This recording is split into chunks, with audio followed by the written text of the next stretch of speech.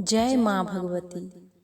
हम छी सारला सिंह। आइ अपने सबके एकटा भगवती गीत सुनबऽ जा रहल छी। आशा अछि जे नीक लागत। दशमी के बहुत बहुत शुभकामना समस्त मिथिलावासी के। धन्यवाद। जगत सौथा की जगदम्बे, आही क पथ आबि बैसल छी। जगत सौथा की जगदम्बे, आही क पथ आबि बैसल छी। आही के पथ आबि बैसल छी। आही के पथ आबि बैसल छी। आही के पथ आबि बैसल छी। जगत सौथा की जगदम्बे, आही क पथ आबि बैसल छी। ने केलहुँ पाठ ओ पूजा, ने केलहुँ ध्यान ओ सेवा। ने केलहुँ पाठ ओ पूजा, ने केलहुँ ध्यान ओ सेवा। ने केलहुँ ध्यान ओ सेवा।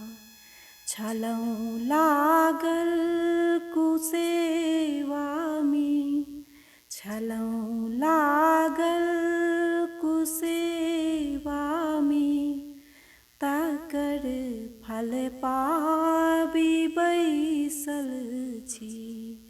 छलहुँ लागल कुसेवा में, तकर फल पाबि बैसल छी।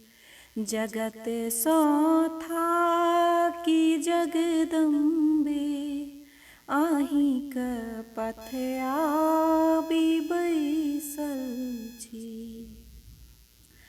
करे अपराध जों बेटा, ने कनिको दोष माता के। करे अपराध जों बेटा, ने कनिको दोष माता के। ने कनिको दोष माता के। अहि विश्वास सौ जननी, अहि विश्वास सौ जननी। चरण में आबि बैसल छी। अहि विश्वास सौ जननी, चरण में आबि बैसल छी। जगत सौथा की जगदम्बे, आही क पथ आबि बैसल छी। बिना पतवार के नैया, भंवर के बीच में मैया। बिना पतवार के नैया, भंवर के बीच में मैया। भंवर के बीच में मैया। अहीं के आस में जननी, अहीं के आस में जननी। कनैते नावि बैसल छी। अहीं के आस में जननी, कनैते नावि बैसल छी।